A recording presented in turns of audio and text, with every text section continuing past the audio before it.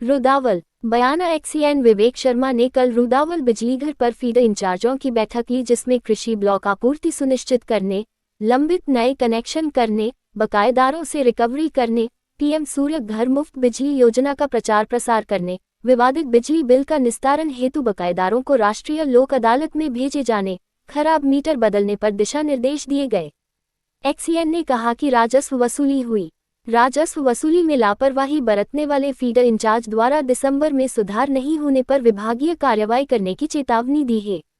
XEN Vivek Sharma ने बताया कि कृषि ब्लॉक विद्युत लोड उच्चतम स्थिति में है, वही दिन में सुबह 6 बजे से शाम 6 बजे तक ट्रांसमिशन लाइन से कम वोल्टेज मिल रहे हैं, इसलिए लोड मैनेजमेंट कर किसानों को बिजली आपूर्ति की जा रही है।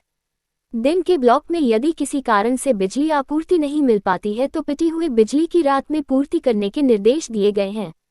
ग्रामीणों से अपील की है कि हीटर या सिंगल फेज मोटर का उपयोग नहीं करें, जिससे विद्यार्थियों को पढ़ाई के लिए नियमित बिजली मिल सके। एक्सीएन विवेक शर्मा ने बताया कि 132 किलोवोल्ट बिजली घर सुपा व 33/11 किलोवोल्ट बिजली घर निभेरा का कार्य किया जा रहा है। इनके चालू होने के बाद उपभोक्ताओं को गुणवत्तापूर्ण बिजली मिल सकेगी। बैठक में जैन शिव कुमार व सभी फीडर इंचार्ज मौजूद रहे।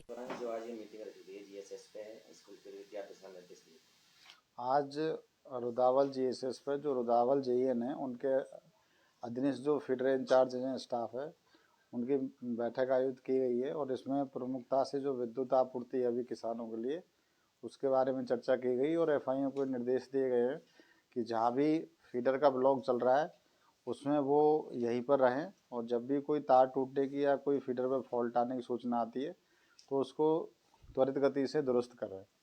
इसके साथ में यदि कोई ब्लॉक में बिजली आपूर्ति बाधित होती है तो उसकी जो शॉर्टेज जो बिजली कम हुई है उसको कहीं या तो अगले दिन या रात में उस बिजली को आपूर्ति किसान को कहें और 6 घंटे बिजली जो है ना ऑन एन एवरेज किसान को दी जाए।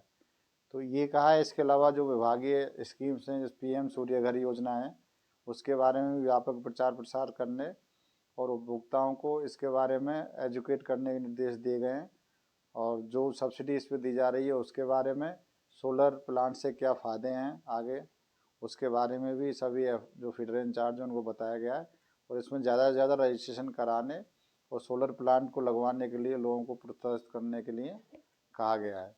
इसके अलावा और जो है जैसे बकाया राशि है उसके वसूल करने की अभी 22 तारीख को राष्ट्रीय लोक अदालत है, उसमें भी नोटिस अभी बांटे जा रहे हैं।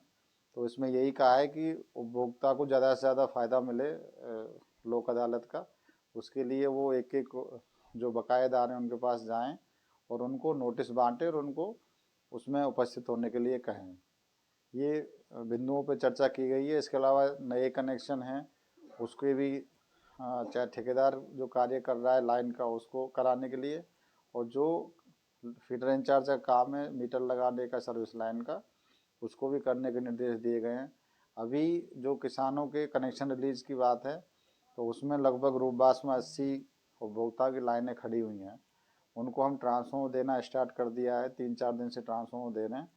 प्रायोरिटी वाइज जिसका जो नंबर आ रहा है उसको ट्रांसफॉर्मर उपलब्ध कराए जा रहे हैं। तो ये लगातार अब हमें ट्रांसफॉर्मर प्राप्त हो रहे हैं तो अब किसानों को भी इससे बड़ी राहत मिलेगी।